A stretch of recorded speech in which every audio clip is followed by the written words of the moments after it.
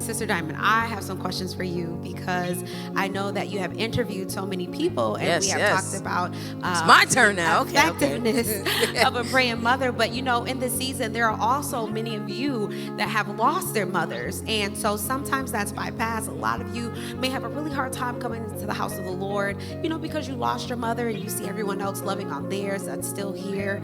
So what does that feel like? How can you speak for those that have lost a mother? How have you kind of saw your way through a difficult time like this? These are great questions. And honestly, being the type of person I am with a wide personality, I'm always laughing, smiling, joking. You know me, you know how I do. But my dad, he was there when him and my mom were married, and they had me and my sister. So she passed away when I was 3. My sister was 5 years old. So he did all that he can do as a man to raise his daughters. But it definitely was hard growing up without a mother. But what I can say is that I had aunts, women in the church. I had friends who have mom that has treated me like their own.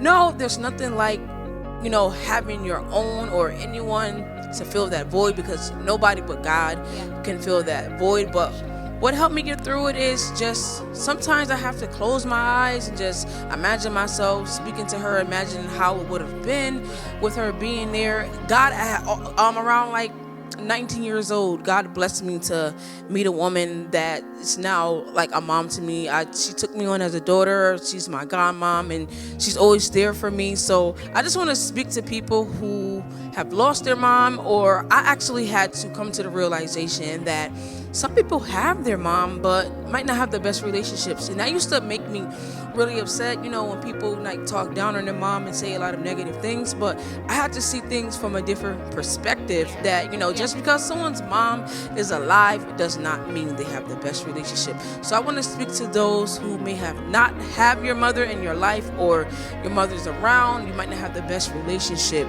God can work it out. Keep praying, keep believing. But even if, I know sometimes people get a little weary with trying and trying and trying. So I understand if you feel like you've weighed your option, you're at your wits' ends. There is somebody in your life who will love you and give you that love that you've been looking for. And I'm thankful and I'm prayerful for even the women of Miracle Temple. Something as little as, girl, you need a pin in that dress or something, something like that. Those things are beneficial. Y'all have to realize that we need mothers in the church. We need mothers in the world. So how I got through it is just learning to speak up and just going to other women, telling them when I need help, just getting that advice and stuff like that. And especially just you, as my first lady, you've always been there, and I'm thankful and I'm prayerful for everything that you instill in me and that you do with and for me and everybody here at the Miracle Temple. You guys are my family, but God has blessed me. He has been graceful to me that even now, as a almost 34-year-old woman, sometimes I still cry. Sometimes I still long for. That's never going to change. I'm always going to, because I have no memory of my mom. My mom died when I was 3 years old, so I'm always going to long for her. Like even after losing my dad, so now I have no parents. So if that gets hard sometimes, I feel lost, or like I have no guidance. But